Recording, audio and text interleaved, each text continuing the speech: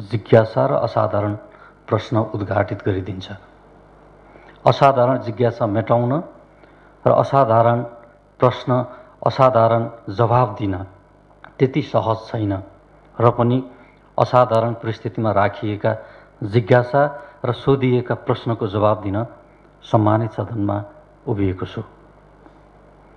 जनताको असाधारण अपेक्षाको भारी बोकेर यो गरिमामय सदनमा प्रतिनिधित्व गरिरहनुभएका तपाईँ, जनप्रतिनिधिबाट व्यक्त भावना जनताका भावना हुन्, भलै व्यक्ति नै शैली फरक होलान्। मन्त्रालय यी भावनाको सदैव उच्च सम्मान गर्दछ। माननीय सभामुखज्यू, जवाब दिइरहँदा सायद यो धरतीमा कुनै मानवले कोरोनाको कारणले जीवनको अन्तिम सास लिइरहेको छ हुनुपर्दछ। केवल सुस्वास्थ्यको कामना गर्दै टुल्लो हेरिरहन उनका आफन्तजन बाध्य छन्। चाहेर पनि भौतिक रूपमा स्पर्श गर्न सकिने अवस्था छैन। मृत्यु कुरेर बसिरहेका छन् उनीहरू। दाह संस्कार कसरी गर्ने भन्ने चिन्ताबाट मुक्त हुन उनीहरू सकिरहेका छैनन्। हरेकले चाहन्छ प्रियजनको अन्तिम संस्कारमा सहभागी हुन पाइयोस्। कोरोनाले यी चाहनामा असिना बर्साइदिएको छ। मलामी जान समेत डराउनु पर्ने नियतिबाट सिङ्गो मानव जाति गुज्रिरहेको छ। हरेक आफन्तले र शुभचिन्तकले चाहन्छ जीवनका कठिन घडीमा उसलाई भौतिक रूपमा सघाउन पाइयोस्, मरणलाई सहज बनाउन सकियोस्। तर जीवाणु आतङ्कले यो अवसर समेतलाई खुम्चाइदिएको छ। मृतकको पार्थिव शरीरलाई अङ्कमाल गरेर धित मरुन्जेल रुन पाइयोस् र आफन्तजनको कठिन घडीमा भौतिक सामिप्यता स्थापित गर्न सकियोस् भन्ने चाहनामाथि कोरोनाले चिसो पानी खनाइदिएको छ। अन्त्येष्टिमा सहभागी हुने संस्कार नै यति बेला सङ्कटमा परेको छ। मान्य सभामुखज्यू, केही दिन अगाडिसम्म ग्रिन जोनमा स्थापित कर्णाली प्रदेश अहिले उच्च जोखिममा छ। पछिल्ला दिनहरूमा रोजगारीका लागि भारत गएका कर्णालीवासी फर्किएसँगै सङ्क्रमण पनि कर्णालीमा प्रवेश गरेको छ। सङ्क्रमणको ग्राफ बढिरहेको छ। यो सङ्क्रमण फैलिरहेको छ। क्वारेन्टाइनको क्षमता अभिवृद्धि, स्वास्थ्य संस्थाहरूको पूर्वाधार विकास, आइसोलेसन बेड सङ्ख्या थप गर्ने, सङ्घीय सरकारसँग मेडिकल सामग्री माग गर्ने र आफैले पनि खरिद गरेर परीक्षणको दायरा बढाउने गरी सरकार अगाडि बढिरहेको छ। यति हुँदाहुँदै पनि अन्य प्रदेशको तुलनामा कर्णाली प्रदेश कमजोर स्वास्थ्य संरचना, कम जनशक्ति र न्यून स्वास्थ्य चेतना भएको प्रदेश हो। त्यसैले कोरोना विरुद्धको लडाईँ निकै सकसपूर्ण हुने देखिन्छ। आरोप प्रत्यारोप नगरी सामूहिक रूपमा जुट्न जरुरी छ। यो इतिहासको अपरिहार्य आवश्यकता हो। रोकथाम तथा नियन्त्रण गर्न नसक्दा राष्ट्र र सामाजिक जीवनका अवयवहरू पक्षघात पीडित बन्न पुग्छन्। यो थाहा छ। नेतृत्वले जनविश्वास गुमाउँछ। सक्षम नेतृत्वको अभावमा प्रणाली असफल हुन्छ। असफल प्रणालीले व्यवस्थाको असफलतालाई मलजल गर्छ। असफल व्यवस्थाको जगमा राष्ट्र उभिन सक्दैन। अन्ततः सङ्कटको हुरीले राष्ट्रलाई नै बढारिदिन्छ। नेतृत्व प्रणाली, व्यवस्था र राष्ट्र असफल हुने अवस्था कदापि सिर्जना हुन दिन हुँदैन। खुसी व्यक्त गर्दछु त्यो अवस्था सिर्जना हुन नदिने चिन्तन सम्मानित सदनमा प्रकट भएको छ। यहाँहरूले निरन्तर गजगजाइरहनु भएको छ। माननीय सभामुख महोदय, माननीय सदस्यहरूले क्वारेन्टाइनबारे चासो राख्नु भएको छ। यति बेला विदेशबाट नेपाल फर्किने क्रम तीव्र बनेको छ। प्रदेशमा क्वारेन्टिनको बेड सङ्ख्या 32,870 छ।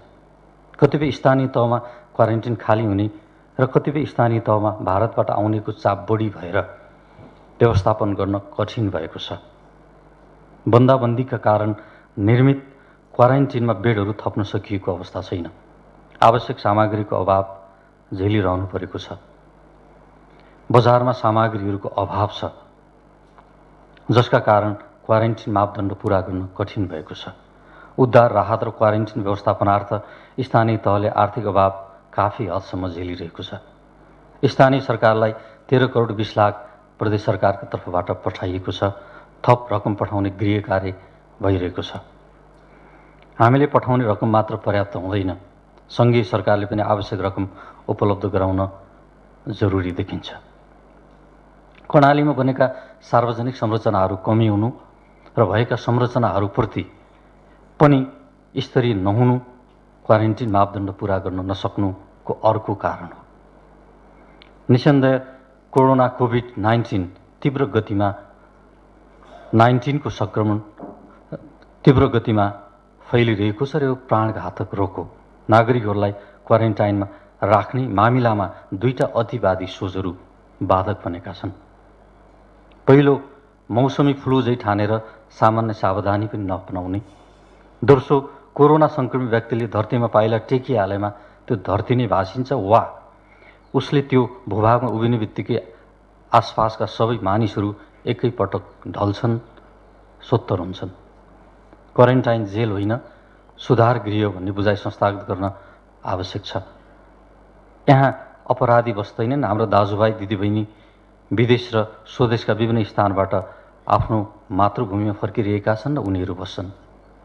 उनीहरूलाई क्वारेन्टाइनमा राख्नुपर्छ र त्यसका लागि सरकारसँग हातेमालो गर्नुपर्छ भन्ने मान्यता स्थापित गर्न सके कोरोना विरुद्ध विजय हासिल गर्न सकिन्छ। कोरोना विरुद्धको लडाईँ सामूहिक लडाईँ हो, एकल प्रयत्नबाट सम्भव हुँदैन। क्वारेन्टाइन कोर्स पुरा नगरी सिधै घर प्रवेश गराउने हो भने कोरोना भुसको आगो चाहिँ फैलिनेमा दुई मत छैन। यसका लागि तीन तहका सरकार र आम जनताको सहकार्य भइरहेको छ र अझै सघन सहकार्यको जरुरी देखिन्छ। क्वारेन्टाइन उपचार र यातायातको व्यवस्था गर्नको लागि स्वेच्छाले सरकारलाई चाबी हस्तान्तरण गर्ने मानवीयता समयको आह्वान हो।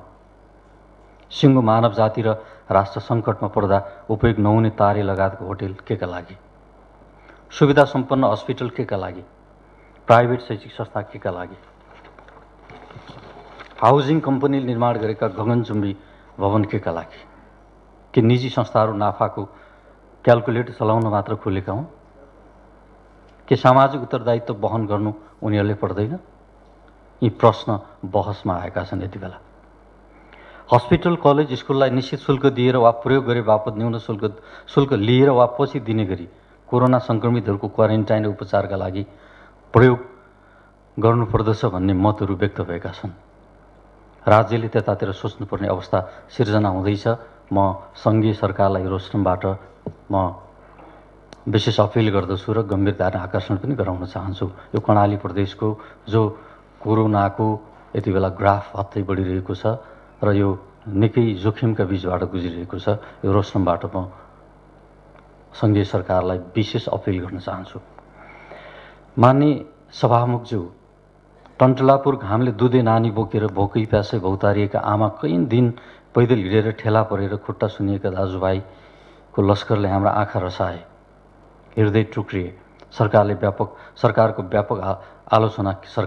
आलोचना खेप्नु पर्यो। अल्पत्र यो लस्करलाई कम्युनिस्ट पार्टीको शोक जुलुसको संज्ञा पनि दियो। हरेक व्यक्तिको लागि घर सुरक्षित स्थान हो। भारत र स्वदेशका विभिन्न स्थानबाट नाङ्गै भोकै अनिद्रै आफ्नो जन्मभूमि सम्झेर आउँदा अल्पत्र परेका नागरिकलाई सरकारले उद्धार गर्नै पर्थ्यो। त्यो गर्यौँ हामीले। आलोचना रोकिएन। गाउँमा कोरोना पठाएको भनियो, विरोधमा अखबारका पानाहरू रङ्गिए। यो पनि ठिक छैन, ऊ पनि ठिक छैन, ठिक के हो त्यो पनि थाहा छैन भन्ने मतहरू पनि आए। असाधारण परिस्थितिमा यस्ता विचार आउँछन्, सहज अवस्थामा यस्ता सोच आउँदैनन्। त्यही रूपमा बुझ्नु पर्दछ हामीले, यसलाई अस्वाभाविक रूपमा बुझ्नु पनि हुँदैन। 2076 चैत 6 गतेदेखि 2077 वैशाख 31 गतेसम्म भारतबाट आएका व्यक्तिहरूको सङ्ख्या कुल